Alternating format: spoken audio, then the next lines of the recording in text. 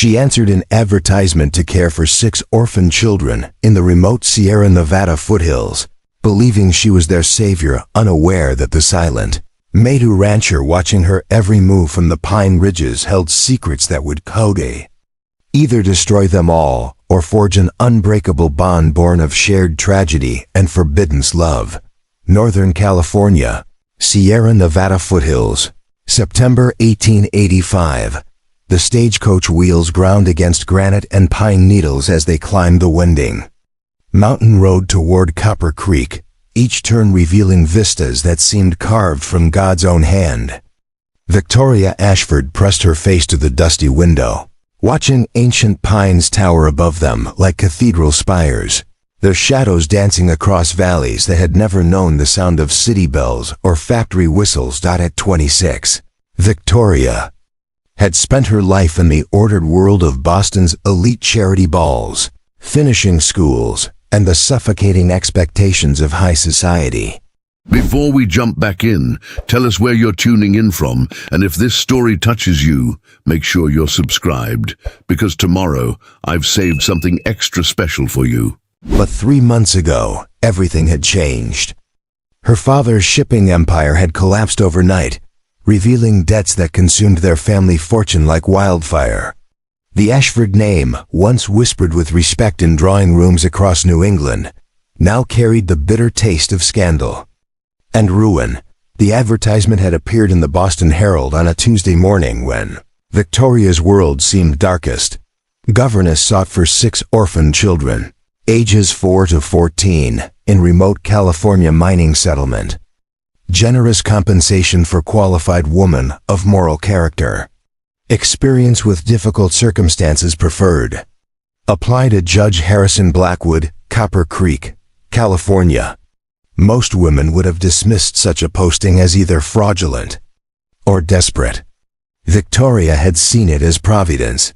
The driver, a grizzled man named Murphy, whose beard was more silver than black, called down from his perch. "Copper Creek's just ahead, miss. You sure about this?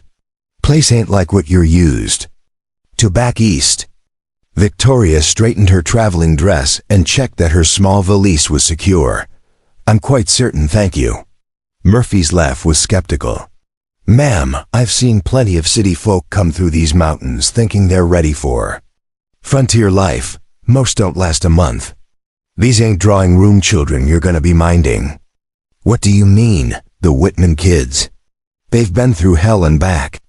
Parents killed in a mine collapse last winter, along with half the town's working men. These children ain't just orphans, they're survivors. And survivors don't trust." "Easy." The stagecoach crested a final hill, and Copper Creek spread before them like a scene from a frontier painting. The settlement clung to the mountainside in defiance of gravity and common sense. Wooden buildings scattered along terraced levels carved into the slope. A creek, presumably the town's namesake, wound through the valley below, its waters catching the late afternoon sun like scattered coins. But what struck Victoria most was the silence. No sounds of industry, no calls of merchants hawking wares, no rumble of wagon wheels on busy streets. Copper Creek felt like a town holding its breath. "Mining's been slow since the accident," Murphy explained, reading her thoughts. "Town's barely hanging on. Judge Blackwood's been trying to keep it together, but..." He shrugged. "Hard to rebuild when half your workforce is buried under a mountain." The stagecoach pulled up before a 2-story building that served as both courthouse and general store. A sign painted in faded letters read, "Blackwood and Associates Legal Services." Victoria gathered her courage along with her belongings and stepped down onto the dusty street. Judge Harrison Blackwood emerged from the building before she could knock. He was a man in his 50s, tall and lean with prematurely gray hair and eyes that seemed to have seen too much of life's harsh realities. His suit was well tailored but worn, speaking of better times that had passed. "Miss Ashford, I presume?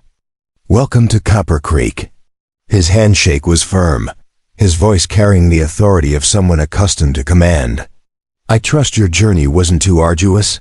"Not at all, Judge Blackwood. I'm eager to meet the children." Something flickered in his eyes, surprise, perhaps, or relief.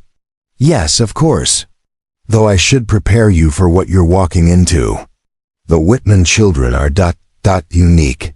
They've been through tremendous trauma, and they haven't responded well to authority figures." As they walked through the settlement's winding streets, Judge Blackwood explained the situation. Thomas and Mary Whitman owned the largest claim in the area. Good people, devoted to their children and their community. When the mine collapsed last February, they were among the first to respond to the accident. The tunnel caved in while they were attempting a rescue. His voice grew heavy. They saved 4 miners but lost their own lives in the process. How tragic. And the children? 6 of them. Emma, the eldest at 14, has been trying to hold the family together. She's intelligent, fierce, but carries the weight of the world on her shoulders. Then there's Michael, 12, who hasn't spoken a word since the accident. The twins, Sarah and Samuel, are 10 and constantly in trouble. Little Catherine is 8 and has nightmares every night. And the youngest, 4-year-old Timothy, who asks every day when his mama and papa are coming home. Victoria's heart ached for children she hadn't yet met. Where have they been living? In their family home, about a mile up the mountain. It's a good house. Thomas built it himself with materials from his own timber claim. But it's isolated, and the children have been essentially raising themselves for 7 months. Several women in town have tried to help, but he paused diplomatically. The children have made it clear they don't want charity. They reached the edge of the settlement where a narrow path wound up through the pines. Judge Blackwood gestured toward a horse and wagon waiting nearby. "I'll drive you up. Fair warning, Miss Ashford. These children are skilled at driving away anyone they see as a threat to their independence." The ride up the mountain was breathtaking and terrifying in equal measure. The path clung to the mountainside with drops that seemed to plunge straight down to the valley floor. Ancient pines towered overhead, their branches so thick they blocked out most of the afternoon sun. Victoria found herself gripping the wagon seat as they navigated switchbacks that seemed designed to test both nerves and faith. "Judge Blackwood," she said during a particularly hair-raising turn, "why did you choose me? Surely there were local women who could have taken this position." He was quiet for a long moment. "To be honest, Miss Ashford, you're the first person who's responded to our advertisement. We've been placing it in newspapers across the country for 3 months. Most people see remote mountain settlement and difficult circumstances and decide they have better options. But you were willing to hire someone sight unseen? Your letter impressed me. You wrote about understanding loss, about believing that children deserve someone who will fight for them rather than simply manage them. After what these children have been through, I thought they might need someone who understands that survival isn't just about having food and shelter, it's about having hope." The wagon rounded a final bend, and the Whitman house came into view. It was larger than Victoria had expected, built from pine logs with a wraparound porch that offered commanding views of the valley below. Smoke rose from the chimney, and she could see a vegetable garden that, while overgrown, showed signs of recent tending. But what struck her most was the absolute stillness of the place. No sounds of children playing, no voices calling out, no signs of life beyond that thin column of smoke. "They know we're coming," Judge Blackwood said quietly. "They're watching from the windows." Victoria looked carefully and caught glimpses of movement behind curtains, shadows that vanished the moment she tried to focus on them. "How should I approach them?" "Carefully, honestly, and be prepared for them to test you in ways you can't imagine." They climbed down from the wagon, and Judge Blackwood walked to the front door. Before he could knock, it swung open. A girl stood in the doorway, tall for her age, with dark hair braided severely back and eyes that seemed far too old for her 14 years. This had to be Emma. "Judge Blackwood," she said, her voice polite but cool, "you brought the governess." "Emma." This is Miss Victoria Ashford. Preparing and narrating this story took us a lot of time, so if you are enjoying it, subscribe to our channel. It means a lot to us now. Back to the story. She's come from Boston to help care for you and your siblings. Emma's gaze moved to Victoria, assessing her with the thoroughness of someone who had learned to judge people quickly and accurately. You don't look like the others. What others? Victoria asked. The church ladies who came to save us. The social workers who wanted to separate us. The relatives who showed up looking for whatever Papa might have left behind. Emma's voice carried a bitterness that made Victoria's chest tighten. They all had the same look, like they felt sorry for us, but didn't really want to be here. Victoria stepped forward, meeting Emma's gaze directly. You're right. I don't feel sorry for you. From what I've heard, you've managed to keep your family together for 7 months in circumstances that would have broken most adults. That's not something to pity, that's something to admire. A flicker of surprise crossed Emma's features. Behind her, Victoria could see other faces peering around corners and doorframes, curious, wary, but undeniably present. Why don't you come in? Emma said finally. The others are waiting. The interior of the house was a mixture of comfort and chaos. The main room was spacious, with a large fireplace and furniture that spoke of a family's love and care. But children's belongings were scattered everywhere: books, toys, clothing, and what appeared to be several ongoing projects involving string, wood, and paint. Michael, Emma called to a boy who was sitting by the window, whittling a piece of wood. Come meet Miss Ashford. Michael looked up, and Victoria saw eyes that held too much knowledge for a 12-year-old. He stood politely but didn't speak, instead offering a small nod before returning to his carving. He doesn't talk much, Emma explained. Not since the accident. 2 children who had to be the twins emerged from what appeared to be the kitchen. They were identical in appearance, but opposite in demeanor, one shy and clinging to the others. Hand, the other bold, and assessing Victoria with frank curiosity. Sarah and Samuel, Emma said. Sarah's the quiet one, Samuel's the troublemaker. I'm not a troublemaker, Samuel protested. I'm just curious about things. Like what happened to Mrs. Henderson's chickens? Emma asked with the tone of someone who had had this conversation before. That was an experiment, Samuel said defensively. How was I supposed to know they couldn't swim? Despite the tension of the moment, Victoria found herself smiling. What kind of experiment? Samuel's face lit up with enthusiasm. Well, ducks can swim, and they're birds, so I thought maybe chickens could too if they just had the right motivation. So I built a little boat and nearly drowned 3 chickens, Emma interrupted.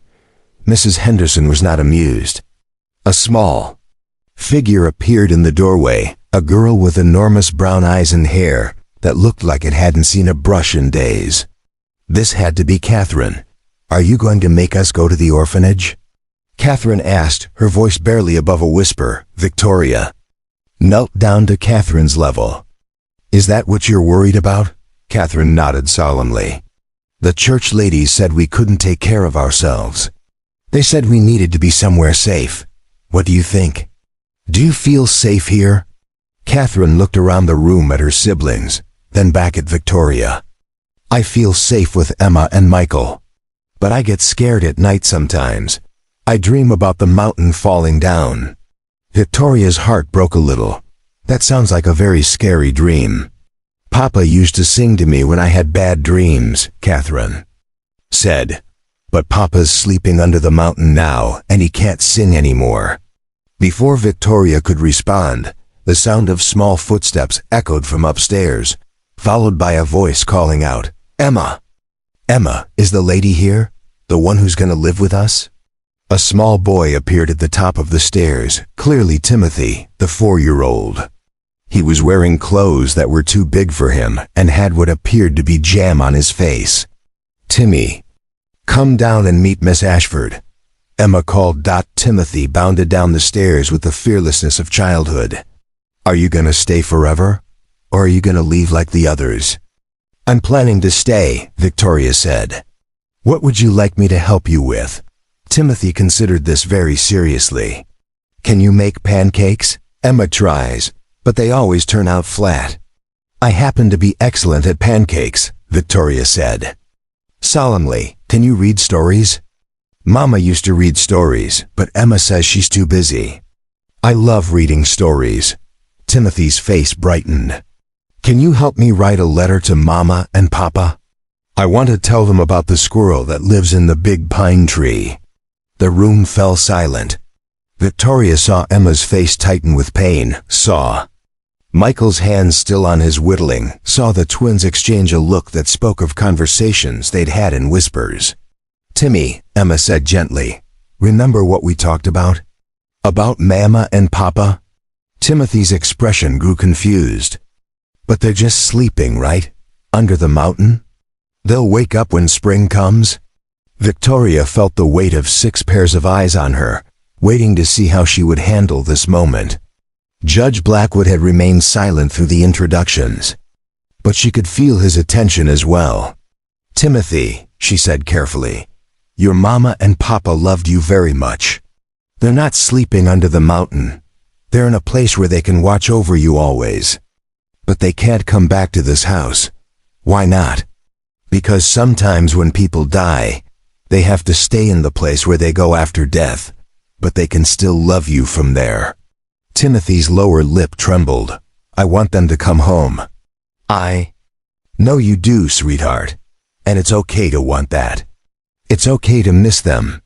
The church lady said I shouldn't cry because Mama and Papa are in a better place now. Victoria's jaw tightened. The church ladies were wrong. It's okay to cry when you miss someone you love.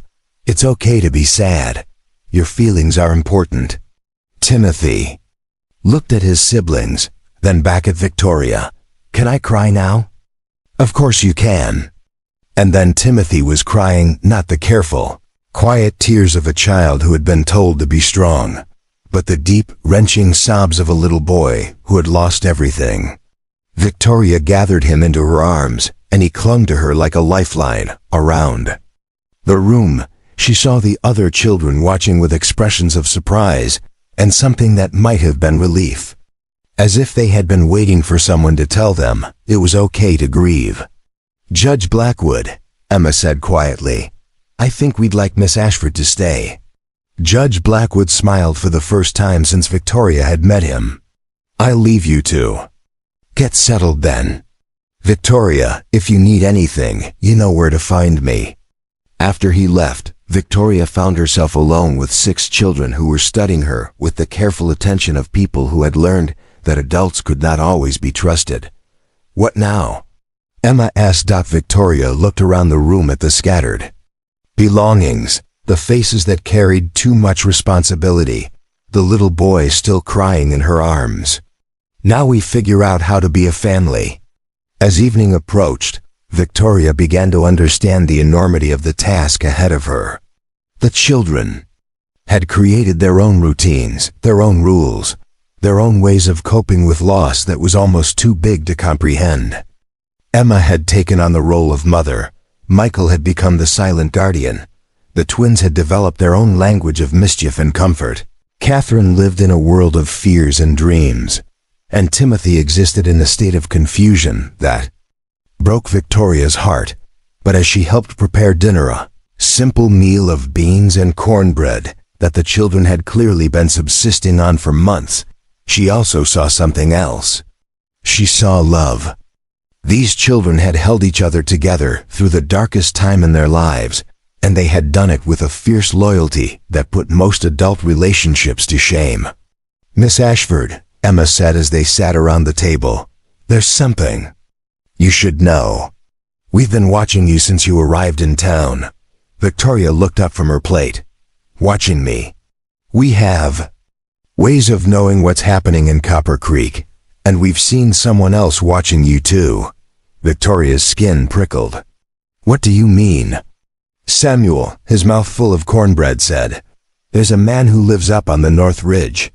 He's been watching the house since you got here. Sam, Emma said sharply, We agreed not to talk about that. But she should know, Samuel insisted. He's been watching all of us for months. Ever since Mama and Papa died. Who is he? Victoria asked. We don't know, Emma said reluctantly. He's Maidu, we think. Lives alone up in the high country. Sometimes we see smoke from his fire. Sometimes we catch glimpses of him moving through the trees. Is he dangerous? We don't think so, Michael said, speaking for the first time since. Victoria had arrived. His voice was quiet but clear. If he wanted to hurt us, he would have done it by now, I think. I think he's just making sure we're safe. Victoria felt a chill run down her spine. Someone had been watching these children. Watching her, and she had no idea who he was or what he wanted. But as she looked around the table at 6 faces that had learned to find comfort in each other, she knew that protecting them was now her responsibility. Whatever secrets the mountain held, whatever dangers lurked in the shadows of the pine forests, she would face them. These children had survived the worst tragedy imaginable, and they had done it together. Now it was her turn to prove that she was worthy of their trust. Outside, the sun set behind the peaks, painting the sky in shades of gold and crimson. And somewhere in the darkness of the forest, Victoria knew that someone was watching, waiting, and planning for whatever came next. The real test of her courage was just beginning. Victoria's first week at the Whitman house passed in a blur of discovery, adjustment, and the gradual unraveling of mysteries that seemed to multiply with each passing day. The children had created their own world in the 7 months since their parents' death, a world with its own rules, its own dangers, and its own secrets that they guarded with fierce determination. She learned that Emma rose before dawn each morning to check the animal traps their father had taught her to set, providing the family with rabbits and squirrels that supplemented their dwindling food supplies. Michael had become the house's silent guardian, positioning himself at different windows throughout the day to watch for threats that only he seemed to perceive. The twins had developed an intricate system of signals and codes that allowed them to communicate across the house without making sound, a skill that proved invaluable when they were avoiding the attention of well-meaning but intrusive townsfolk. Catherine, despite her 8 years, had become the family's unofficial record keeper, maintaining a detailed journal of their daily activities, their remaining supplies, and most heartbreakingly, a list of things she wanted to tell her parents when they returned. Timothy, the youngest, had created an elaborate fantasy world where his parents were simply on a long journey and would return with presents and stories of distant places. But it was what Victoria discovered on her 4th morning that truly opened her eyes to the depth of the children's resourcefulness and the extent of their isolation. She woke before sunrise to the sound of voices outside her bedroom window. Peering through the curtains, she saw Emma and Michael in the pre-dawn darkness, standing at the edge of the pine forest that bordered the house. They were talking to someone, a figure she couldn't quite make out in the shadows between the trees. Victoria dressed quickly and slipped outside, moving as quietly as possible across the dew-wet grass. The voices grew clearer as she approached, and she realized that Emma and Michael were speaking in a language she didn't recognize. Not English, not Spanish, but something that sounded ancient and musical. "Emma," she called softly, not wanting to startle them. "Is everything all right?" Both children turned, and Victoria saw expressions of surprise and something that might have been guilt cross their faces. The figure in the shadows melted back into the darkness so quickly that Victoria began to wonder if she had imagined it. "Miss Ashford," Emma said, her voice carefully neutral. "You're up early," I heard voices. "Who are you talking to?" Emma and Michael exchanged a look that spoke of long-held secrets and difficult decisions. Finally, Emma sighed. "We were talking to Marcus. Marcus Thundercloud. He's been helping us." Victoria felt her heart rate increase. "The man who's been watching the house?" "He's not watching us," Michael said, his voice carrying a note of defensiveness.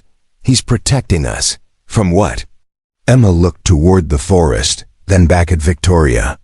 From people who want to take us away. From men who've been asking questions about Papa's mining claims. From things that go bump in the night and mean us harm. Victoria tried to process this information. How long has he been helping you? Since 2 weeks after the accident, Emma said. He showed up one morning when we were trying to figure out how to set Papa's traps. We didn't know he was there until he spoke. What did he say? He asked if we were hungry, Michael said. When we said yes, he showed us how to set the traps properly. How to find the berries and roots that were safe to eat. How to preserve meat for the winter. Victoria's mind raced. And you've been meeting with him regularly? Every few days. Emma admitted. He brings us things we need: salt, flour, ammunition for Papa's rifle. He never asks for anything in return. Where does he get these supplies? He trades with people in other settlements. People who don't know about us or our situation. Emma's voice grew defensive. He's been keeping us alive, Miss Ashford. When everyone else wanted to separate us or send us away, he helped us stay together. Victoria looked toward the forest, wondering if Marcus Thundercloud was still there. Still watching. Why didn't you tell me about him? Because adults don't understand, Michael said simply. They think we can't take care of ourselves. They think we need to be saved. But we don't need saving, we need to be left alone. And Marcus understands that? Marcus understands that family isn't just about blood, Emma said. It's about choice. About choosing to stand by someone even when it's hard. About choosing to protect someone even when it costs you something. Victoria felt a complex mixture of emotions: admiration for the children's resourcefulness, concern for their safety, and curiosity about this mysterious benefactor who had been silently supporting them. I'd like to meet him. Emma and Michael exchanged another look. He doesn't usually talk to adults, Emma said carefully. Especially not white adults. Why not? Because his people have learned not to trust white people's promises, Michael said. Because he's seen what happens when white people decide they know what's best for everyone else. Victoria winced at the truth in those words. But he's been helping you. He's been helping us because we're children, and because we didn't have anyone else, Emma explained. But that doesn't mean he trusts the adults who come into our lives. What if I proved I could be trusted? Emma studied Victoria's face for a long moment. How? By respecting his privacy. By not trying to change the arrangements he's made with you. By proving that I'm here to support your family, not to take it apart. And if he doesn't want to meet you, then I'll respect that too. But I'd like the chance to thank him for keeping you safe. Emma nodded slowly. I'll ask him. But Miss Ashford, there's something else you need to know. Marcus isn't just helping us out of kindness. He's helping us because he understands what it's like to lose everything. What do you mean? His family was killed 10 years ago. White miners came onto Maidu land looking for gold. When Marcus's father tried to stop them, they shot him. When Marcus's mother tried to protect her children, they shot her too. Marcus was the only one who survived. Victoria felt her chest tighten. How do you know all this? Because he told us, Michael said. He told us because he wanted us to understand that surviving isn't just about staying alive. It's about finding reasons to keep going when everything you love is gone. And what reasons did he find? At first, just anger, Emma said.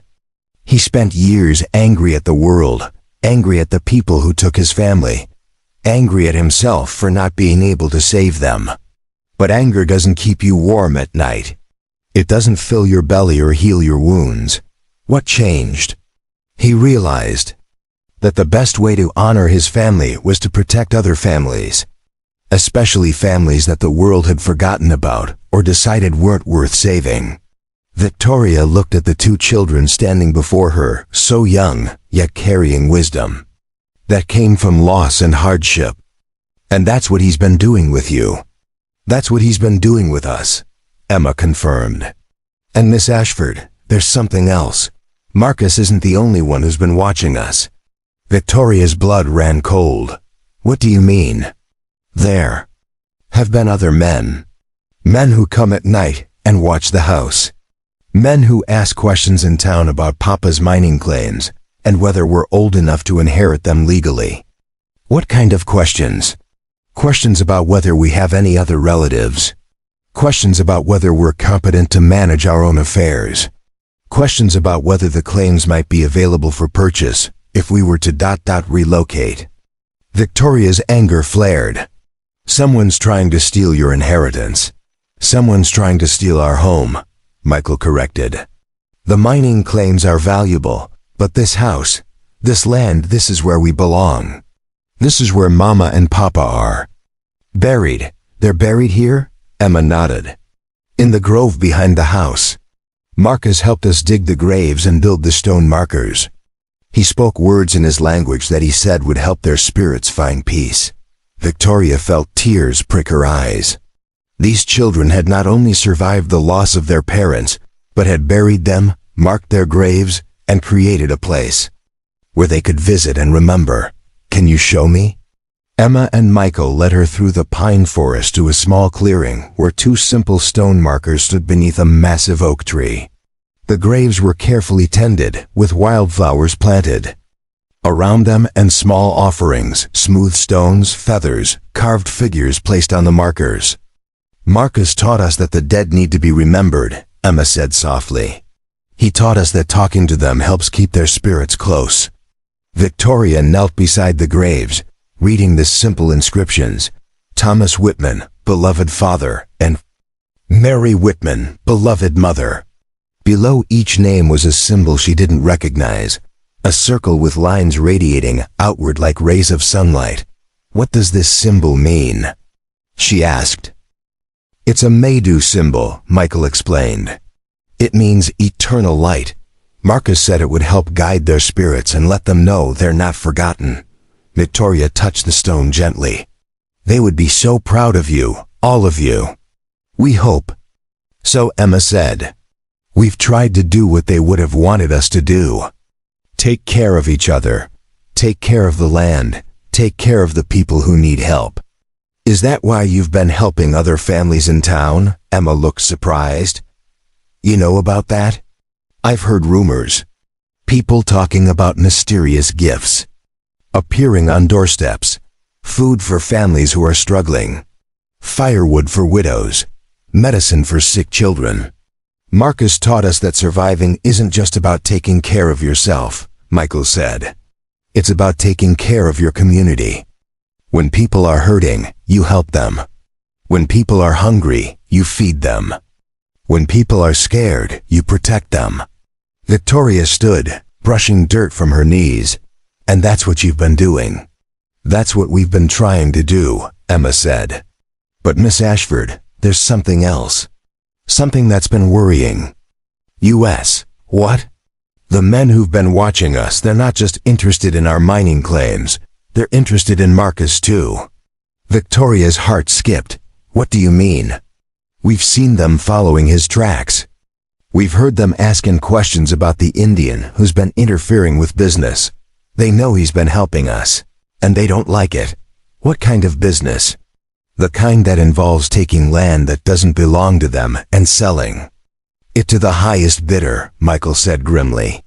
The kind that involves making sure there are no witnesses to their activities. Victoria felt a chill that had nothing to do with the mountain air. Are you saying these men are dangerous?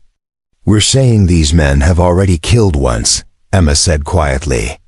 The mine accident that killed our parents wasn't an accident. Victoria's world tilted. What? Papa had been asking questions about some of the other mining claims in the area. Claims that had been sold to Eastern investors under suspicious circumstances. He'd discovered that some of the sales documents had been forged. That some of the original claimants had been pressured to sell for far less than their claims were worth. And the day before the accident, Papa told Mama he was going to report his findings to the federal authorities. He said he had evidence that someone was systematically cheating miners out of their claims. Victoria sank onto a fallen log, her mind reeling. You think someone caused the mine collapse to silence your father? We think someone caused the mine collapse to silence Papa and make it look like an accident, Michael said. And we think those same people are now trying to get their hands on our claims. But you're just children. Surely no one would. Miss Ashford, Emma interrupted. We stopped being just children the day our parents died. We became witnesses to a crime. We became obstacles to a plan. We became problems that needed to be solved. And Marcus knows. All this? Marcus has been investigating the same conspiracy that Papa was investigating, Emma said. That's another reason he's been helping us. He knows that if we disappear or get sent away, the truth about what happened will disappear with. Luis. Victoria stood up, pacing to the edge of the clearing.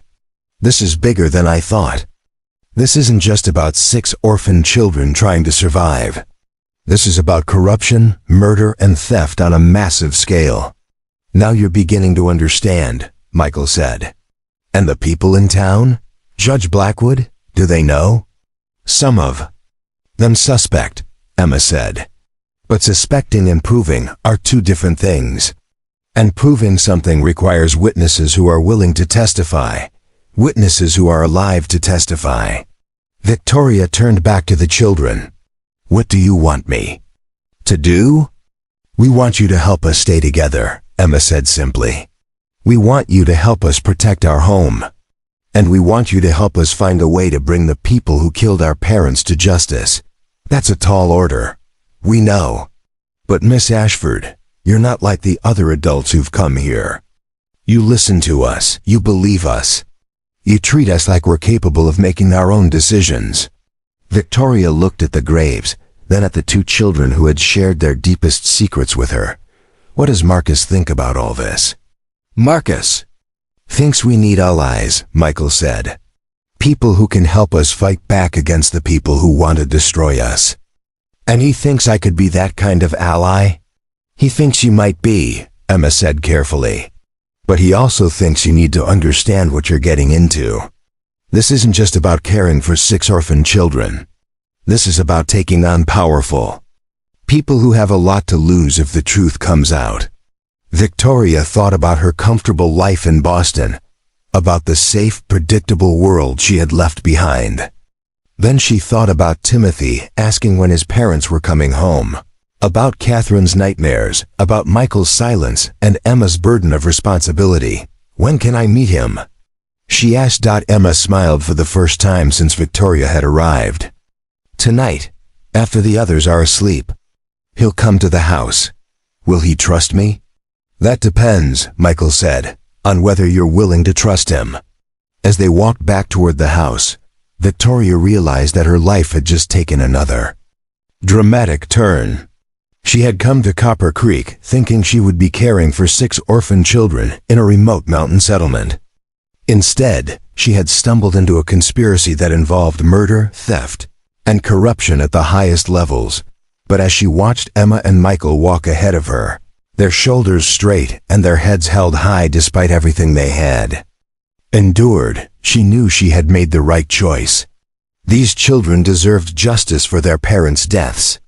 They deserved to keep their home and their family together. And they deserved to have someone fighting beside them instead of trying to manage them. Tonight, she would meet Marcus Thundercloud. Tonight, she would learn the full extent of the danger they all faced. And tonight, she would decide whether she was brave enough to stand with them against the forces that wanted to destroy them. The sun was setting behind the peaks, painting the sky in shades of gold and crimson. Somewhere in the darkness of the forest, Victoria knew that Marcus Thundercloud was preparing for their meeting. And somewhere else in that same darkness, other men were making plans that would determine the fate of 6 children and the woman who had chosen to protect them. The real battle was about to begin. The clock on the mantel chimed 11 times as Victoria sat in the darkened parlor, her hands folded in her lap and her heart beating in a regular rhythm against her ribs. The children had been asleep for hours, or at least they had retreated to their rooms with the understanding that tonight would bring revelations that would change everything. She had spent the evening helping Catherine with her nightmares, reading to Timothy until his eyes grew heavy, and watching Emma and Michael exchange meaningful glances that spoke of plans within plans.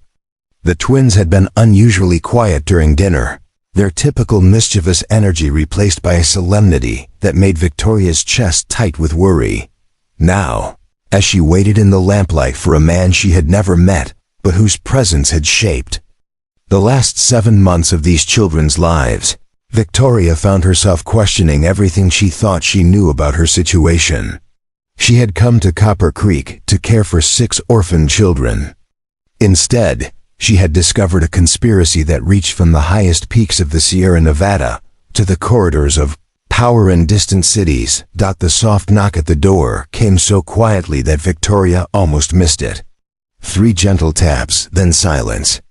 She rose from her chair and walked to the door, her hand hesitating on the handle. "Miss Ashford?" The voice was deep, measured, and carried an accent that spoke of languages older than English. "Emma said you wished to speak with me." Victoria opened the door and found herself face to face with Marcus Thund, Ercloud. He was not what she had expected. Tall and lean, with long black hair braided with leather cord and silver, Marcus possessed the kind of presence that seemed to fill the doorway without effort. His face was weathered by sun and wind, marked by lines that spoke of both laughter and sorrow. His eyes were the color of storm clouds, and they regarded Victoria with an intensity that made her feel as though he could see straight through to her soul. He wore clothing that blended two worlds: buckskin pants and moccasins that moved silently across the porch, but also a cotton shirt and a leather vest that would not have looked out of place in any frontier town. Around his neck hung a necklace of carved bone and turquoise that caught the lamplight like captured water. "Mr. Thundercloud," Victoria said, finding her voice. "Please come in." He stepped into the house with the fluid grace of someone who had learned to move through the world without disturbing it. His eyes swept the room, taking in details that Victoria was certain she had missed: the placement of furniture, the angles of shadow, the potential exits and hiding places. "You may call me Marcus," he said, settling into a chair across from her. "Emma tells me you have questions." "I have many questions," Victoria admitted. "But first, I want to thank you for everything you've done for these children, for keeping them safe when the rest of the world wanted to tear them apart." Marcus studied her for a long moment. "You speak of gratitude, but I wonder if you understand what you are thanking me for. I have taught these children to hunt, to trap, to fight. I have shown them how to move through the forest without leaving tracks, how to recognize danger before it finds them, how to disappear when necessary. Are these the lessons you would have chosen for them?" Victoria felt the weight of his question. "I would have chosen for them to never need those lessons. But given their circumstances, I'm grateful they had someone to teach them." "And what do you know of their circumstances?" "I know that their parents were murdered. I know that someone is trying to steal their inheritance. I know that you've been the only adult willing to help them stay together." Marcus nodded slowly. "You know the surface of things. But do you know why Thomas and Mary Whitman were killed? Do you know who wants their land and what they are willing to do to get it?" Victoria leaned forward. "Tell me." Marcus was quiet for a moment, his eyes distant. 10 years ago, when my family was killed, I thought it was simple greed. White miners wanting Maidu land, taking it by force when they couldn't take it by law. But I was wrong. The men who killed my family were not acting alone. They were part of something larger. "What do you mean?" "There is a company, Eastern Investors, who call themselves the Sierra Development Corporation. They have been buying up mining claims throughout these mountains, not to work them, but to control them. They want to own the entire mineral rights to this region." Victoria's mind raced. "But the individual claims are worth far more than what They're paying, exactly. So they have developed other methods of acquisition. They identify claims that are producing well, then they create circumstances that force the owners to sell cheaply. Or they eliminate the owners entirely and purchase the claims from the territorial government as abandoned property. And you think this corporation was behind the mine collapse? I know it was. I have been tracking their activities for years. The collapse was not an accident, it was sabotage. Thomas Whitman had discovered evidence of their operations, and he was preparing to expose them. Victoria felt sick. The children said their father was going to contact federal authorities. Thomas had documents proving that Sierra Development had been bribing government officials, forging land transfers, and intimidating or killing anyone who stood in their way. He had names, dates, financial records, everything needed to bring them down. What happened to the evidence? It was destroyed in the mine collapse, or so they thought. Marcus's expression grew grim. What they didn't know was that Thomas had given copies of everything to someone he trusted. Who? Me. Victoria's breath caught. You have evidence that could prove they murdered the Whitmans? I have evidence that could prove they have been stealing land and killing people throughout the Sierra Nevada for the past decade.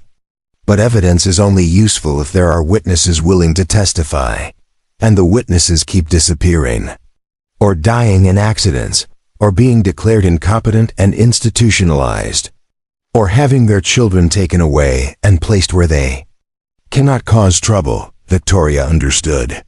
That's why you've been helping Emma and the others stay together. They're not just orphans, they're witnesses. They are the children of a man who died trying to expose the truth. And they are living on land that Sierra Development wants very badly. The Whitman claims are that valuable? Marcus stood and walked to the window, gazing out at the moonlit forest. The Whitman claims sit on top of one of the largest silver deposits in California. Thomas suspected as much, but he was having the ore properly assayed when he was killed. The assay results came back 3 weeks after his death. How do you know this? Because I have been watching Sierra Development's activities very carefully. I know they have been conducting their own surveys of this area. I know they have been pressuring Judge Blackwood to declare the children incompetent and place them in institutional care. I know they have been spreading rumors about their inability to care for themselves. Victoria's anger flared. And Judge Blackwood has been resisting? Judge Blackwood is an honest man in an impossible position. He knows something is wrong, but he lacks the evidence to prove it. He has been trying to protect the children while appearing to cooperate with the territorial authorities. That's why he hired me. That's why he hired you. He needed someone who would genuinely care for the children, and who might be able to help them defend themselves when the time came. Victoria turned to face him. And what do you think? Can I help them? Marcus studied her with those storm cloud eyes. That depends. Are you willing to risk everything to protect them? Are you willing to face men who have killed before and will kill again? Are you willing to accept that helping these children might cost you your life? Victoria thought of Timothy's tears, of Catherine's nightmares, of Emma's fierce protectiveness and Michael's silent strength. Yes, even if it means giving up any chance of returning to your old life, even if it means becoming a fugitive from the law, even if it means accepting that you may never see your family in Boston again. Victoria hesitated. She had fled Boston to escape scandal and ruin, but she had always assumed she might someday return. Now Marcus was asking her to burn that bridge completely. What exactly are you asking me to do? I am asking you to help me expose Sierra Development and bring Thomas and Mary Whitman's killers to justice. I am asking you to help me protect these children until we can ensure their safety. And I am asking you to accept that doing so will make you a target. How? Marcus returned to his chair, leaning forward with the intensity of someone who had spent years planning for this moment. Sierra Development has been careful to work through intermediaries. They hire local men to do their dirty work, then eliminate those men when they become liabilities. But they have made one mistake. What mistake? They have been too successful. They have acquired so many claims so quickly that people are beginning to notice. Federal investigators are starting to ask questions. Newspaper reporters are beginning to write stories. The territorial government is under pressure to investigate. And that's good for us? It's good for us if we can provide the investigators with evidence before Sierra Development realizes how exposed they are. But it's dangerous for us because exposed animals are the most likely to attack. Victoria absorbed this information. What kind of evidence do you have? Marcus reached into his vest and withdrew a leather folder. Financial records showing payments from Sierra Development to local officials. Correspondence detailing their plans to acquire specific claims. Maps showing the claims they have already acquired and the ones they still want. And most importantly, a confession from one of the men they hired to cause the mine collapse. Victoria's heart raced. Someone confessed. Someone who was dying of guilt and whiskey decided to unburden his soul. He found me 3 months ago, told me everything, and died 2 days later. But not before he gave me this. Marcus opened the folder and showed Victoria a handwritten document. A complete account of how the mine collapse was planned and executed, signed and witnessed. This could bring them down. This could bring them down if we can get it to the right people. But the right people are not necessarily the people with official authority. Too many officials are on Sierra Development's payroll. Then who? There is a newspaper reporter in San Francisco who has been investigating corporate corruption throughout California. Her name is Margaret Chun, and she has been trying to expose Sierra Development for 2 years. If we can get this evidence to her, she can publish it in a way that makes it impossible to suppress. Victoria felt a flutter of hope. And then we hope that public pressure forces federal authorities to take action. We hope that Sierra Development's investors pull out rather than risk scandal. We hope that the territorial government investigates and prosecutes the officials who have been taking bribes. And if our hopes are disappointed? Marcus's expression grew grim. Then we disappear into the mountains with the children and wait for Sierra Development to make their next move. Victoria stood and walked to the fireplace, staring into the dying embers. When do we leave for San Francisco? We don't. I go to San Francisco. You stay here with the children. Absolutely not. Marcus looked surprised. Miss Ashford, the journey to San Francisco will be dangerous. Sierra Development has people watching the roads, the train stations, the telegraph offices. They know I have been investigating them, and they will be looking for me.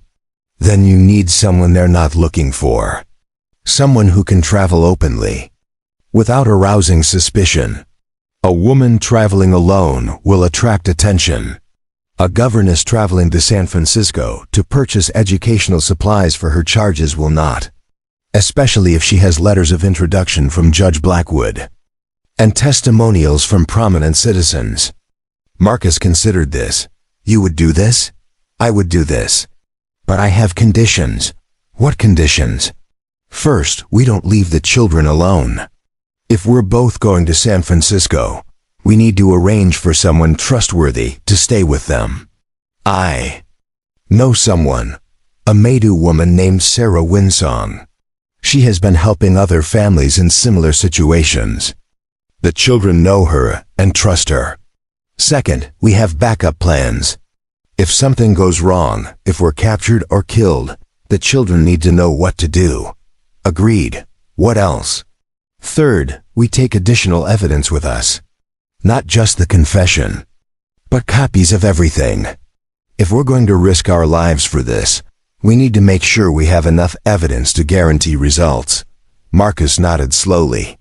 You are more strategic than I expected. I'm more invested than you expected. These children have become my family, Marcus. I won't let anyone take them away or hurt them. Even if protecting them means breaking the law. Victoria looked at him steadily, especially if protecting them means breaking the law. For the first time since he had entered the house, Marcus smiled. Then we understand each other. When do we leave? Tomorrow night. The moon will be dark, and there's a train that leaves from Auburn at midnight. We can reach San Francisco by morning and return within 3 days. And if Sierra Development realizes what we're doing, then we had better be very fast and very careful. Victoria extended her hand. Partners? Marcus took her hand, and she felt the calluses of a man who had worked with his hands his entire life. Partners. As Marcus prepared to leave, Victoria realized that her life had just taken another irrevocable turn. She had already left Boston society behind, already committed herself to caring for 6 orphan children, already discovered that their parents had been murdered as part of a massive conspiracy. Now she was about to become an active participant in bringing the killers to justice. Marcus, she said as he reached the door, there's something I need to know. Why are you really doing this? It's not just about the children, is it? He paused, his hand on the doorknob. No, it's not just about the children. Then what? 10 years ago, when my family was killed, I swore an oath. I swore that I would make the people responsible pay for what they had done. Not just the men who pulled the triggers, but the people who gave the orders. The people who profit from death and call it progress. And you think Sierra Development is responsible for your family's death? I know they are. The same men who killed Thomas and Mary Whitman killed my parents and my sisters. The same company that wants the Whitman claims wanted my family's land. The same corruption that protects them now protected them then. Victoria felt the weight of his pain, the depth of his commitment. So this is about justice. This is about justice, Marcus agreed. But it's also about something else. It's about proving that some things are worth fighting for, even when the fight seems impossible. It's about showing these children that they don't have to accept injustice just because powerful people say they should. And if we fail, then we fail fighting. And sometimes, that's the only victory that matters.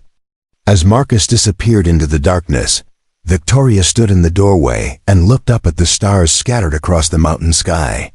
Tomorrow night, she would leave the safety of the Whitman house and venture into a world where powerful men killed to protect their secrets. She would risk everything to expose a conspiracy that had already claimed too many lives. But as she thought of the 6 children sleeping upstairs, children who had already lost so much but had never lost their courage, she knew she was making the right choice.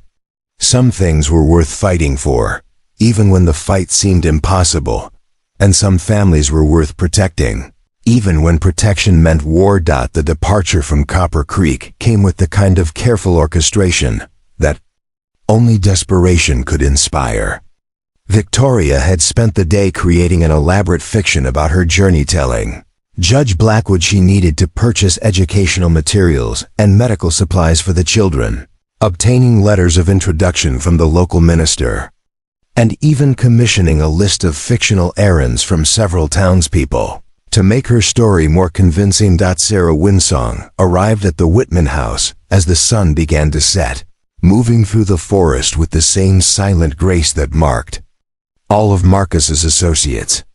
She was a woman of perhaps 40 years, with graying hair braided with colored beads and eyes that held the kind of wisdom that came from watching empires rise and fall. The children greeted her with genuine warmth, and Victoria realized that Sarah had been part of their extended family far longer than she had known. The children will be safe, Sarah assured Victoria as they stood in the kitchen, watching Emma teach Timothy how to properly tend the cooking fire. I have been protecting families in these mountains for 20 years. I know how to make people disappear when necessary. And if Sierra Development's men come looking for them, Sarah's smile was sharp as a blade. Then they will find that Maidu hospitality can be very different from what they expect. Marcus appeared at the back door as the clock struck 10, carrying a leather satchel that contained their precious evidence and wearing the kind of nondescript traveling clothes that would allow him to blend into any crowd. He had cut his hair shorter and bound it in a way that de-emphasized his native features, though Victoria thought anyone who looked closely would still recognize his heritage. "The train leaves Auburn at midnight," he said quietly. "We need to reach the station by 11:30 to avoid drawing attention."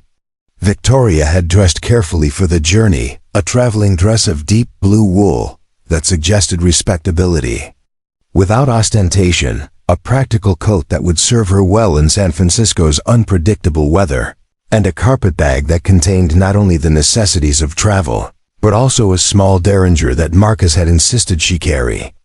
"I've never shot anyone," she had protested when he pressed the weapon into her hands. "Then pray you never have to," he had replied. "But if the time comes, remember that these men have already killed children. They will not hesitate to kill you." The farewell with the children was more difficult than Victoria had anticipated. Timothy clung to her skirts, begging her not to leave, while Catherine presented her with a small wooden carving of a bird that she had made herself. The twins stood stoically, but Victoria could see the fear in their eyes, the fear that another adult they cared about might not return. Emma and Michael walked her to the edge of the forest, where Marcus waited with 2 horses. "Bring them down," Emma said simply. "Bring them all down." "We will," Victoria promised. "And Miss Ashford?" Michael spoke quietly. "Marcus is a good man, but he's been alone for a long time. He's forgotten how to trust people who aren't family." "What are you telling me?" "I'm telling you that he'll try to protect you by keeping you at a distance. Don't let him. You're stronger than he thinks, and he needs someone watching his back." Victoria mounted her horse, settling into the saddle with more confidence than she had felt a month ago. Life in the mountains had taught her skills she had never imagined needing. "I'll remember that." The ride to Auburn took 3 hours through mountain paths that seemed designed to test both courage and balance. Marcus led the way, navigating by moonlight and instinct through terrain that would have been challenging even in daylight. They spoke little, both understanding that their voices might carry farther than they intended in the thin mountain air. Auburn was a railroad town that never truly slept, its streets filled with the kinds of people who traveled by night for reasons they preferred not to discuss. Victoria and Marcus left their horses at a livery stable run by a Chinese man who asked no questions and accepted payment without requiring names. The train station was a hive of activity, despite the late hour. Miners heading to new claims, merchants transporting goods to San Francisco markets, and families relocating to more promising territories filled the waiting area with a mixture of hope and desperation that Victoria found both heartening and heartbreaking. "Stay close," Marcus murmured as they purchased their tickets. "But not too close. We're acquaintances traveling to the same city, not partners in a conspiracy." Victoria nodded, clutching her carpetbag and trying to project the image of a governess on a shopping expedition. She had practiced her story until it felt natural, complete with fictional children who needed new textbooks and a headmistress who had very specific requirements for educational materials. The train itself was a marvel of engineering and discomfort, its cars packed with humanity in all its diverse forms.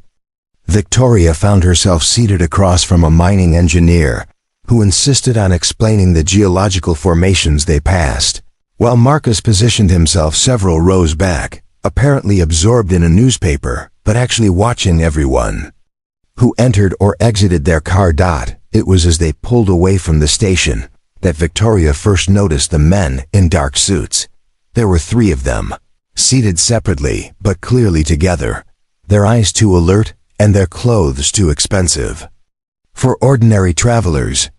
They had boarded at the last moment, and Victoria realized with a sinking heart that their departure from Copper Creek had not gone unnoticed. She caught Marcus's eye in the reflection of the window and saw that he had noticed them too. His subtle nod told her to remain calm, to continue playing her part. But Victoria could see the tension in his shoulders and the way his hand rested near the opening of his coat. The journey to San Francisco normally took 8 hours, but Victoria found herself acutely aware of every minute as it passed. The men in suits maintained their positions, never speaking to each other, but clearly coordinating their surveillance. One would leave to visit the washroom, and another would immediately become more alert. When the train made stops, at least one of them would disembark to observe the platform while the others watched the cars.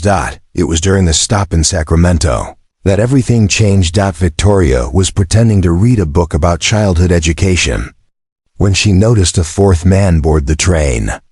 Unlike the others, he made no attempt to conceal his purpose. He walked directly to where Marcus sat, leaned down, and spoke in a voice just loud enough for Victoria to hear. "Mr. Thundercloud, you're going to come with me now, quietly." Marcus looked up from his newspaper with an expression of mild confusion. "I'm sorry, do we know each other?" "We know each other well enough. You have something that belongs to my employers, and they'd like it back. I'm afraid there's been some mistake. I'm just a traveling merchant heading to San Francisco to purchase goods for my store." The man's smile was as cold as winter morning. "Mr. Thundercloud, you can come with me voluntarily, or I can have the sheriff arrest you for theft. Your choice." Victoria's heart raced as she realized that Marcus was trapped. The other passengers in the car had noticed the confrontation, and several were already moving away, not wanting to be involved in whatever was unfolding. That's when Victoria made a decision that surprised even herself. "Excuse me," she said, standing up and approaching the two men. "Is there a problem here?"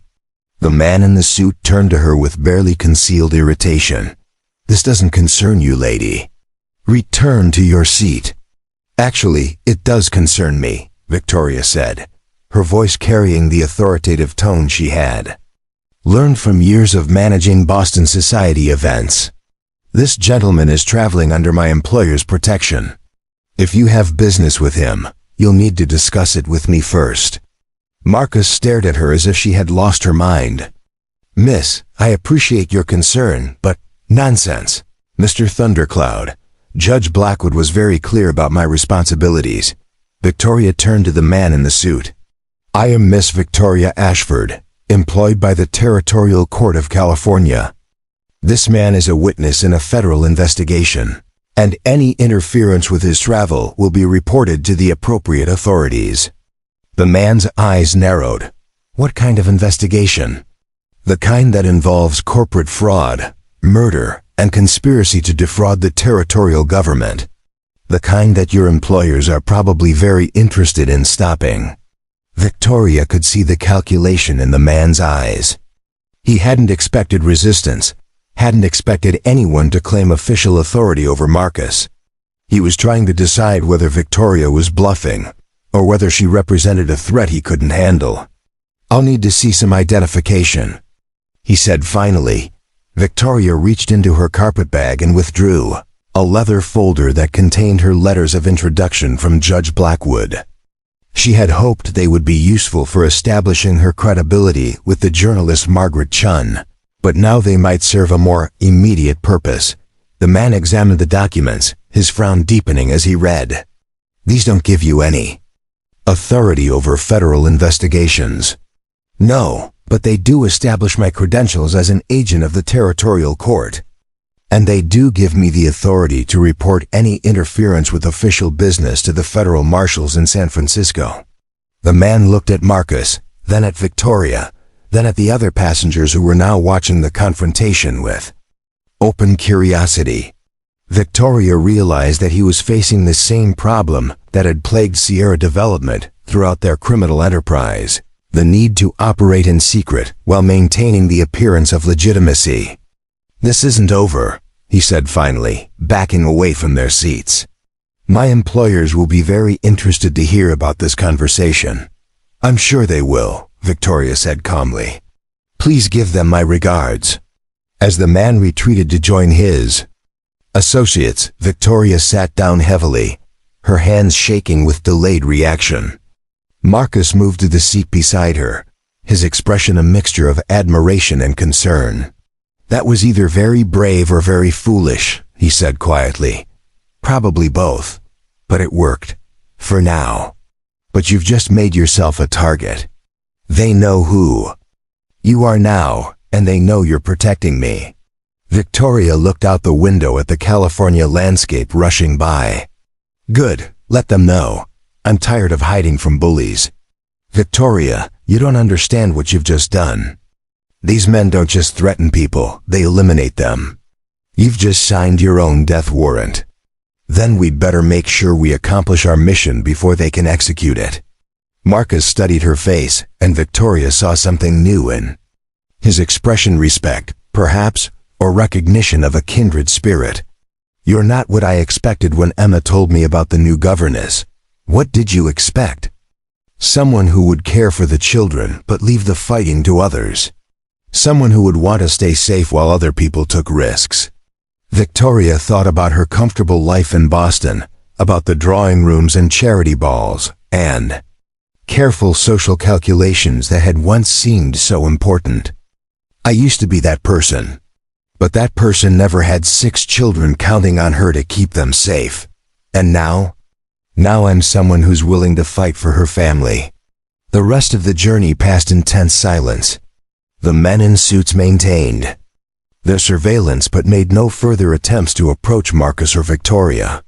When the train finally pulled into San Francisco's bustling station, Victoria felt a mixture of relief and apprehension. "They'll follow us," Marcus said as they gathered their belongings. "We need to lose them before we contact Margaret Chun." "How?" "By using the one advantage we have. They don't know this city as well as I do." Victoria followed Marcus through the maze of San Francisco streets, marveling at the city's diversity and energy.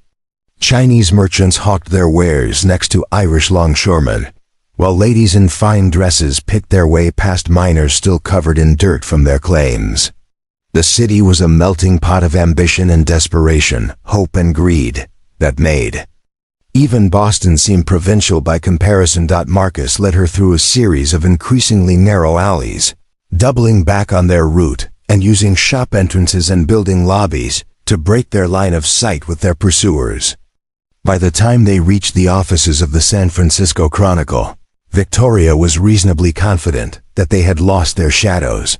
Margaret Chun's office was on the 3rd floor of a building that seemed to lean precariously over the street. Below, the journalist herself was a woman of perhaps 35, with ink-stained fingers and the kind of alert intelligence that Victoria associated with people who had learned to survive by their wits. "Mr. Thundercloud," she said, rising from behind a desk covered with papers and photographs. "I was beginning to think you were never going to contact me." "The situation has become more complicated than I anticipated," Marcus replied, gesturing toward Victoria. "This is Miss Victoria Ashford. She's been caring for the Whitman children." Margaret's eyes sharpened. "The Whitman children are still alive?" "Very much so," Victoria said. "And still in danger." "What kind of danger?" Marcus opened his satchel and withdrew the evidence they had carried from Copper Creek. "The kind that comes from knowing too much about Sierra Development Corporation." Margaret's expression grew grim as she examined the documents. "Jesus Christ, do you realize what you have here?" "We realize it's enough to bring down everyone involved in the conspiracy," Victoria said. "The question is whether you can publish it in a way that forces the authorities to act." "I can do better than that," Margaret said, her voice tight with excitement. "I can publish it in a way that makes it impossible for Sierra Development to silence the witnesses." "How?" "By publishing it simultaneously in 12 different newspapers across the country. By making sure that copies of the evidence are in the hands of federal investigators, territorial governors, and congressional representatives before Sierra Development knows what's happening." Victoria felt a flutter of hope. "You can do all that?" "I can do all that, but I need more time than we have." Sierra Development's people are already looking for you, and they're not going to give up easily. How much time do you need? At least a week to coordinate with the other newspapers. And make sure all the evidence is properly documented. Marcus shook his head. We don't have a week. We left the children with protection, but they're still vulnerable. And now that Sierra Development knows we're actively working against them, they're going to move quickly. Then we need to find a way to buy time, Victoria said. And we need to make sure the children are safe while we're doing it. Margaret leaned back in her chair, studying the two people who had just walked into her office with the story of a lifetime. All right, here's what we're going to do. You're going to disappear for a week, completely disappear. I'm going to use that time to build an airtight case and coordinate with law enforcement. And when we're ready, we're going to hit Sierra Development with everything we have. And if they find us before then we'd better hope that the children you're protecting are worth dying for. Victoria looked at Marcus, seeing her own determination reflected in his storm cloud eyes. They are. Then let's get to work. As the sun set over San Francisco Bay, Victoria realized that she was no longer just a governess caring for 6 orphan children. She was a warrior fighting for justice, a protector standing between innocence and corruption, a woman who had found her purpose in the most unlikely place. The real battle was just beginning. But for the first time since arriving in Copper Creek, Victoria felt like they might actually win. The safe house Margaret Chun had arranged for them was a cramped apartment above a Chinese laundry in the heart of San Francisco's Chinatown, where the narrow streets twisted like a maze and the constant bustle of commerce provided perfect cover for people who needed to disappear.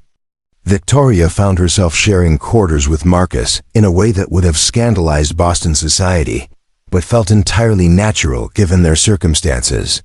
The owner's name is Lin Wei, Margaret had explained as she led them through the labyrinthine alleys. He's been helping people hide from various authorities for 15 years. His only rule is that you don't bring trouble to his other tenants. The apartment consisted of 2 small rooms, a main area with a table, 2 chairs and a narrow bed, and a smaller room with a washstand and a window that looked out onto the alley behind the building. Victoria and Marcus had wordlessly agreed that she would take the bed while he made do with a bedroll on the floor, but the proximity forced an intimacy that neither had expected. You don't have to do this, Marcus said on their first evening, as they sat at the small table sharing a meal of rice and vegetables that Lin Wei had provided. You could go back to Boston. Tell people you tried to help the children, but the situation was too dangerous. Victoria looked at him over her bowl of rice, noting the way the lamplight played across his angular features and the careful way he held himself, as if ready to spring into action at any moment. Is that what you think I should do? I think you should do whatever keeps you alive. And what keeps you alive? Marcus was quiet for a long moment, staring down at his hands. Justice. The knowledge that the people who killed my family and the Whitmans will face consequences for their actions.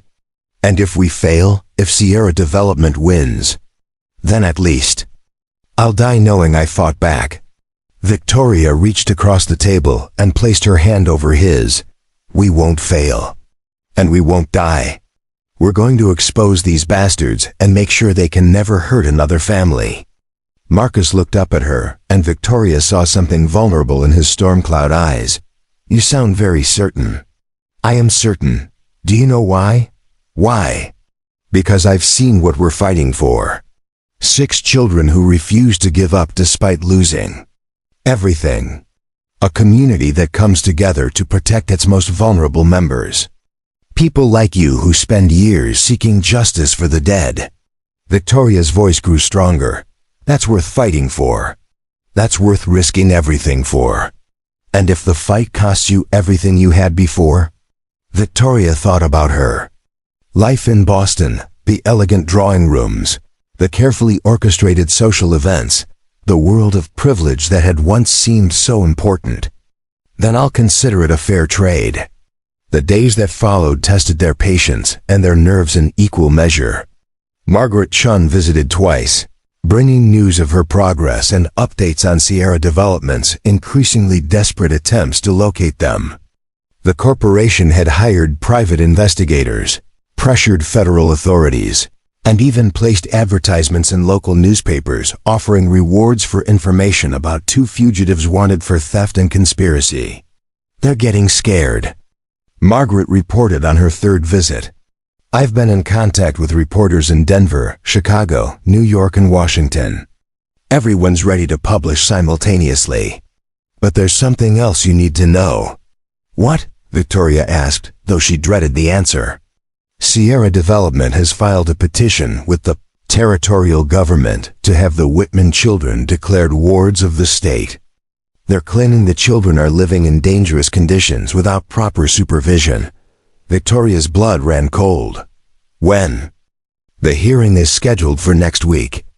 If they win, the children will be removed from the house and placed in institutional care until they reach adulthood. Which means Sierra Development will have access to their inheritance, Marcus said grimly. Exactly. And once the children are separated and placed in different institutions, they'll be much easier to silence permanently. Victoria stood up, pacing the small room like a caged animal. We have to get back to them. We can't, Marcus said. If we leave now, we'll be walking into a trap. Sierra Development will be watching every road between here and Copper Creek. Then we'll find another way. Victoria, be reasonable. We're 3 days away from exposing this entire conspiracy. If we run now, we lose everything. Victoria turned to face him, her eyes blazing with determination. If we don't run now, we lose the children. And without the children, the conspiracy wins anyway. Margaret held up a hand. Wait, there might be another option. What if we could delay the hearing? How? By filing a counter petition. If we can present evidence that the children are being properly cared for by a qualified guardian, we might be able to buy more time. Victoria's mind raced. But I'm not their legal guardian, I'm just their governess. Not yet, Margaret said. With a smile, but you could be. California law allows for emergency guardianship in cases where children are in immediate danger. All you need is a petition signed by a territorial judge. Judge Blackwood, Marcus said. He'd sign such a petition. But how do we get it to him without exposing ourselves? We don't go to him, Victoria said, suddenly understanding. We bring him to us. Margaret looked confused. What do you mean? Judge Blackwood is an honest man who's been trying to protect the children from the beginning. If we can get word to him about what's really happening, he'll help us. And how do we do that without Sierra Development intercepting our message? Victoria smiled for the first time in days. We use the same network that's been keeping the children safe. We send word through Sarah Winsong. It took 2 days to arrange the meeting. Margaret used her contacts in the Chinese community to send a message through a chain of traders and merchants who regularly traveled between San Francisco and the Sierra Nevada. The message was simple. The children's friends need to meet with their protector. Urgent legal matters require immediate attention.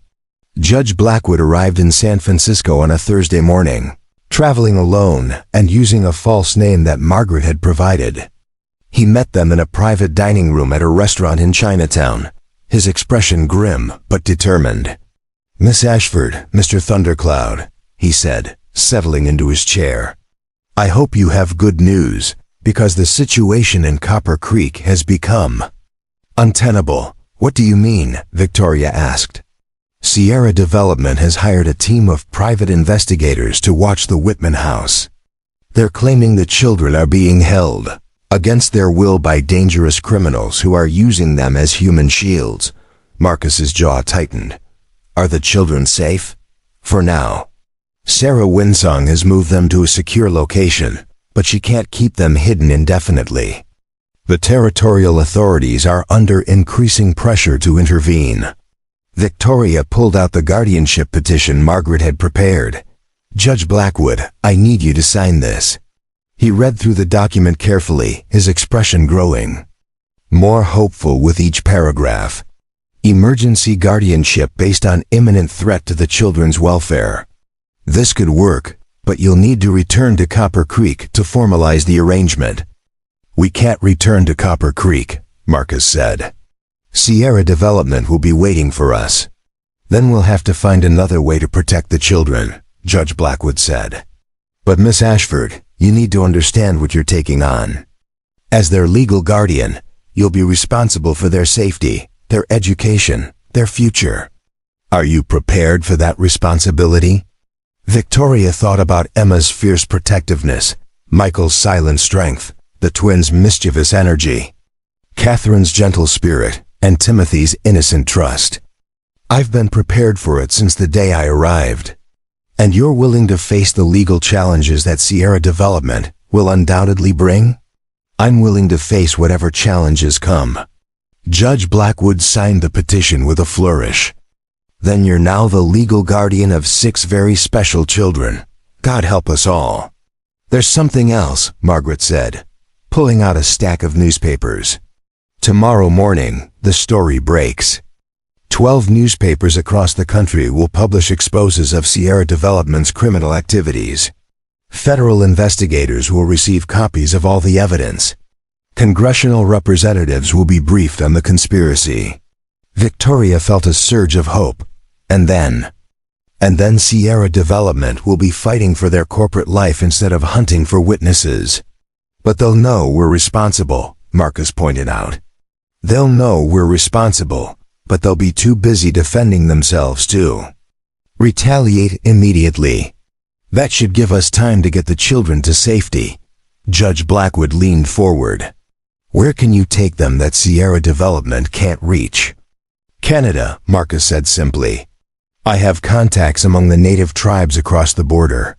They'll help us disappear until the legal proceedings are complete. And if Sierra Development follows you there, then they'll discover that some people are very good at making unwelcome visitors disappear permanently."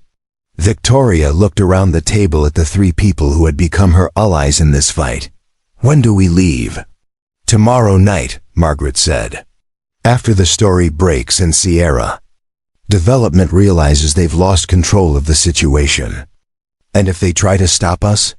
Marcus's expression was grimmer than Victoria had ever seen it. "Then we'll remind them why the Maidu have survived in these mountains for thousands of years." That night, Victoria lay awake on the narrow bed, listening to the sounds of San Francisco's nightlife, filtering through the thin walls. Tomorrow would bring either victory or disaster, freedom or death. She thought about the journey that had brought her from Boston's drawing rooms to a hideout in Chinatown. From a life of privilege to a fight for justice, Victoria? Marcus's voice came from the darkness where he lay on his bedroll. "Yes? Are you afraid?" She considered the question honestly. "Terrified. But also more alive than I've ever been. I know what you mean." "Marcus, yes? Whatever happens tomorrow, I want you to know that I'm glad we met. I'm glad I came to Copper Creek. I'm glad I found a family worth fighting for. Even if it costs you everything." Victoria smiled in the darkness. "Especially if it costs me everything." The next morning dawned clear and bright, with the kind of California sunshine that made everything seem possible. Victoria and Marcus sat at their small table, sharing coffee and bread while they waited for Margaret's signal that the story had been published. It came at exactly 9:00. 3 sharp knocks on the door, followed by 2 soft ones. Margaret entered with a grin that could have lit up the entire city. "It's done," she said, spreading newspapers across the table. "Sierra Development Corporation exposed as criminal enterprise. Federal investigation launched. Congressional hearings scheduled. Stock prices plummeting." Victoria read the headlines with growing amazement. Mining company linked to murder and fraud. Territorial officials accused of corruption. Children witnesses hidden to protect criminal conspiracy. And the best part, Margaret continued, is that Sierra Development's lawyers are so busy trying to contain the damage that they don't have time to hunt for witnesses. How long do we have? Marcus asked. Maybe a week before they regroup.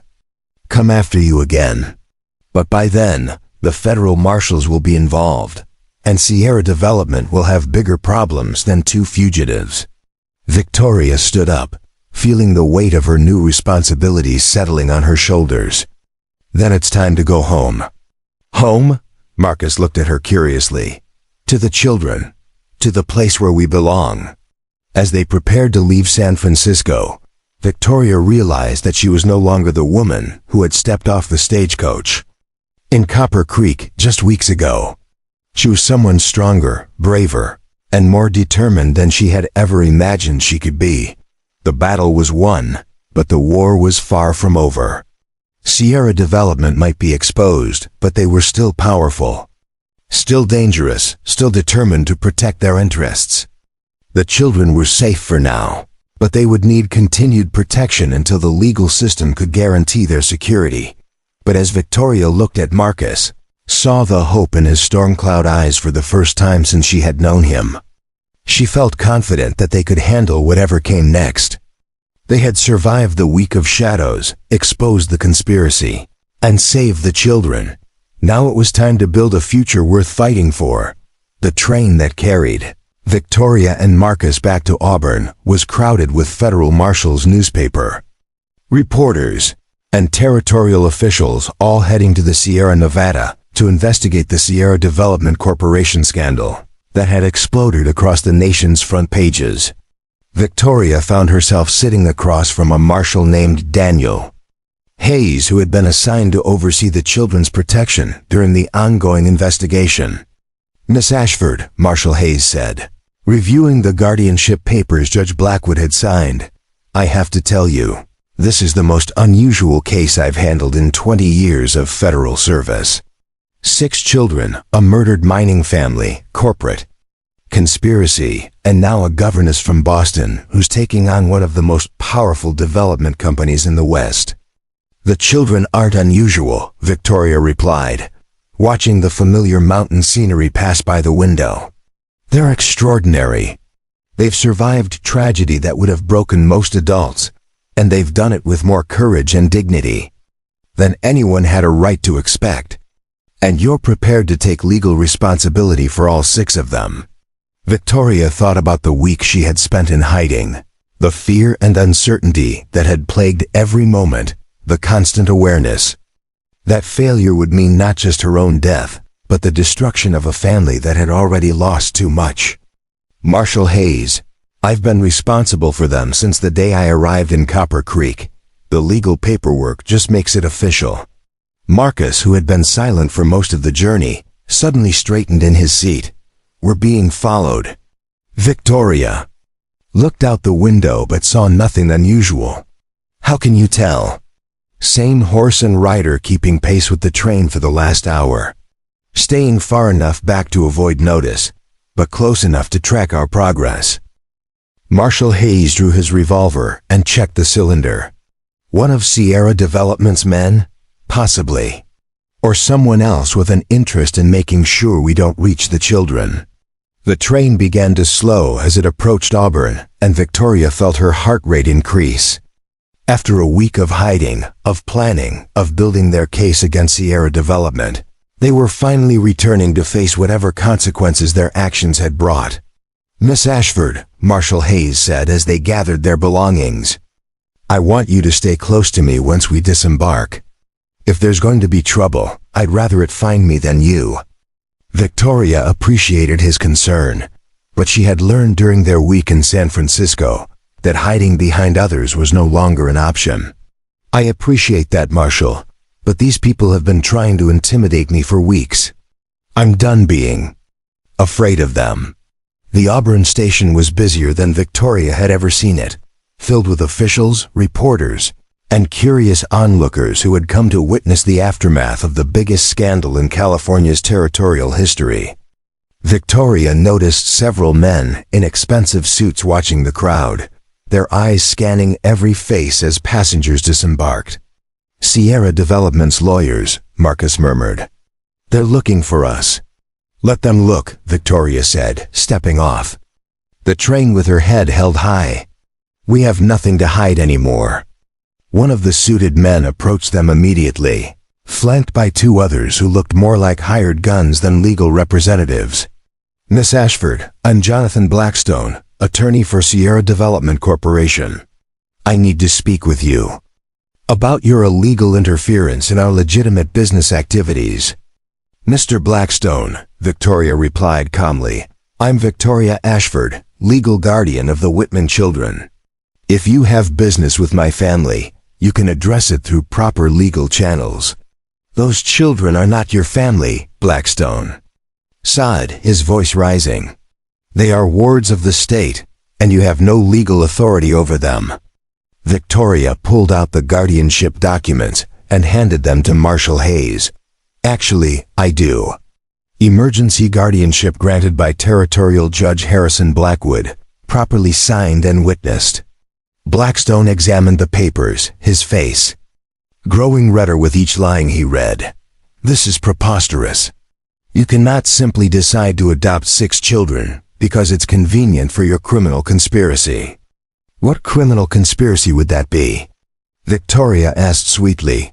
The one where I provided care for orphan children, or the one where I helped expose the corporate fraud that killed their parents? You have stolen proprietary documents belonging to Sierra Development Corporation. You have interfered with legitimate business operations. You have conspired to defame a respected company with lies and fabricated evidence. Marshal Hayes stepped forward. Mr. Blackstone, those are serious accusations. I hope you have evidence to support them. We have evidence that this woman and her accomplice have been conducting an illegal campaign of harassment and theft against my clients. Then you can present that evidence at the congressional hearings that have been scheduled for next month, Marshal Hayes said. In the meantime, Miss Ashford is under federal protection as a witness in an ongoing investigation. Victoria watched Blackstone's face cycle through anger, frustration, and calculation. She realized that Sierra Development's lawyers had expected to find her and Marcus alone, vulnerable to intimidation or arrest.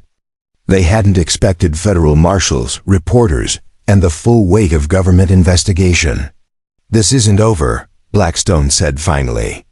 My clients have significant resources and long memories. Miss Ashford, you may have won this battle, but you've also made enemies who don't forget or forgive. Mr. Blackstone, Victoria said, her voice carrying across the crowded platform, your clients murdered Thomas and Mary Whitman. They've stolen land from dozens of mining families. They've corrupted government officials and terrorized children. If they want to make me their enemy, I consider that a badge of honor. The crowd around them had grown as Victoria spoke, drawn by the drama unfolding at the station. Victoria realized that many of these people were miners and their families, people who had been victimized by Sierra Development's predatory practices, people who had lost claims, homes, and loved ones to the corporation's greed. Miss Ashford, a grizzled miner called out, is it true what the papers are saying? Did Sierra Development really kill the Whitmans?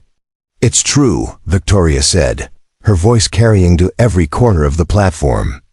Thomas and Mary Whitman died because they tried to expose Sierra Development's criminal activities. They died protecting their community from corruption and theft. And the children? A woman asked. Are they safe? They're safe, Victoria said. They're strong, brave, and determined to see justice done for their parents. They've survived 7 months of hardship and danger, and they've never stopped believing that right would eventually triumph over wrong. The crowd began to murmur, and Victoria could see the effect her words were having. These people had been living in fear of Sierra Development for years, afraid to speak out against the company's abuses. Now they were seeing that resistance was possible, that the corporation could be challenged and defeated. People of Auburn, Marshal Hayes called out, I want you to know that the federal government is conducting a full investigation into Sierra Development Corporation's activities. If you have been victimized by this company, if you have lost property or loved ones to their criminal enterprise, we want to hear from you. The journey from Auburn to Copper Creek took 3 hours in a convoy of wagons protected by federal marshals. Victoria found herself riding alongside Marcus, both of them silent as they contemplated the changes that awaited them at the end of their journey. "Are you ready for this?" Marcus asked as they crested the final hill before Copper Creek. "I don't know," Victoria admitted. "Everything has changed. The children have been through another trauma. Sarah Winsong has been protecting them for a week, and now we're returning with federal marshals and legal documents. I don't know if they'll even recognize us." "They'll recognize us," Marcus said. "With certainty. We're family now. That doesn't change because of circumstances." The Whitman house came into view as they rounded the final bend, and Victoria felt her heart leap at the sight of 6 small figures running down the mountain path toward them.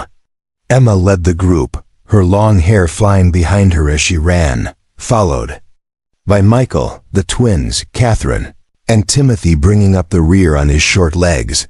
Victoria jumped down from the wagon before it had fully stopped, gathering Timothy into her arms as the other children surrounded her. The questions came in a torrent. Where had she been? Were they safe now? What did the newspapers mean? Why were there federal marshals with them? "We're home," Victoria said, holding Timothy close while the other children pressed against her. "We're all home, and we're safe." "Miss Ashford," Emma said, her voice tight with emotion, "Sarah Winsong told us what you did. She said you exposed the people who killed our parents." "We exposed them," Victoria corrected. "All of us together. You children provided the courage, Marcus provided the evidence, and I provided the connections. We did it as a family. And now?" Michael asked, "What happens now?" Victoria looked around at the faces of her children, and she realized that's what they were now, legally and emotionally. Her children, her family, her responsibility, and her joy. "Now we rebuild," she said. "We rebuild our lives, our home, our community. We make sure that what happened to your parents never happens to anyone else's family." "And the bad men?" Catherine asked. "The ones who hurt Mama and Papa? They're going to face justice," Victoria said. "They're going to be held accountable for everything they've done." Sarah Winsong appeared on the porch of the house, her expression serene despite the chaos of the past week. "Welcome home," she said to Victoria and Marcus. "The children have been very brave, but they've missed you terribly." "How bad was it?" Victoria asked quietly. "Bad enough."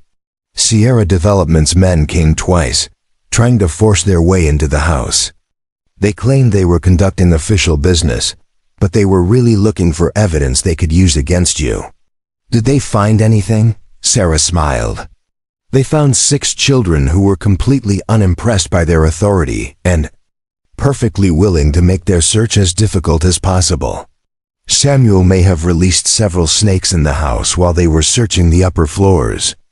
Victoria looked at Samuel, who was trying to look innocent and failing completely. "Snakes? Just harmless ones," he said defensively, "but the men didn't know that. And you didn't think to mention this to them. I thought it would be more educational. If they figured it out themselves." Victoria found herself laughing for the first time in weeks. These children had faced down corporate agents, federal investigations, and the threat of being separated from their family, and they had done it with the same mix of courage and mischief that had carried them through 7 months of orphanhood.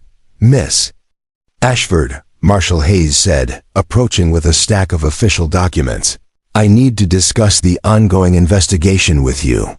Sierra Development's activities affected dozens of families throughout the Sierra Nevada. Your testimony will be crucial in building cases against the individuals responsible." "Of course," Victoria said. "But Marshal Hayes, I need to make something clear. My first priority is the welfare of these children. I'll help with your investigation in any way I can, but I won't put them at risk. I understand. And Miss Ashford, I want you to know that the federal government is prepared to provide ongoing protection for you and your family. Sierra Development may be exposed, but they still have resources and connections. Victoria looked at Marcus, who had been watching the reunion with an expression of quiet satisfaction. What about you? Will you be staying? Marcus considered the question. These mountains are my home. These children are my family. I'm not going anywhere, even if it's dangerous. Especially if it's dangerous. As evening approached, the federal marshals made camp near the house while Victoria and Marcus settled into the routine of caring for 6 children who had been through more trauma than most adults could handle.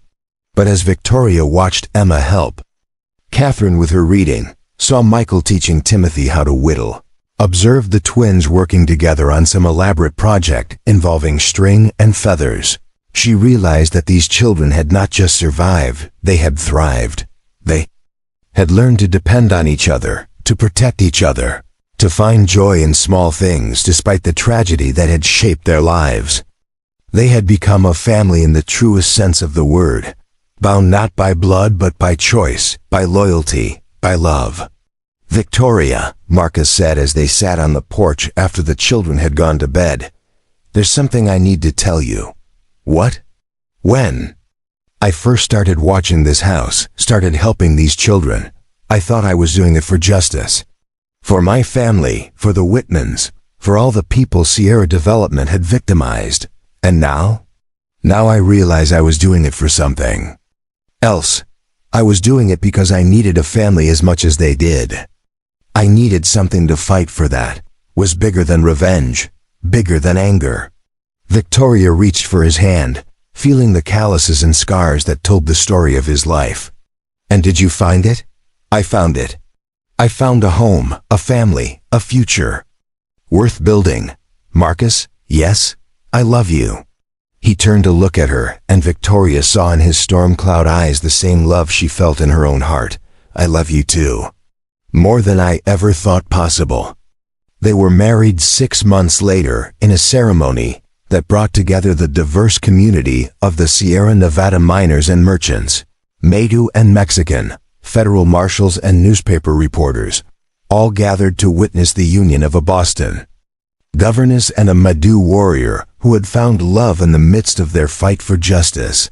Emma served as Victoria's maid of honor, while Michael stood beside Marcus as his best man. The twins scattered flower petals. Catherine played a song on her father's fiddle, and Timothy asked loudly during the ceremony when they could have cake. Sierra Development Corporation was dissolved by federal order, its assets seized to compensate the families it had victimized. The individuals responsible for the murders and corruption were tried and convicted, with several receiving life sentences in federal prison.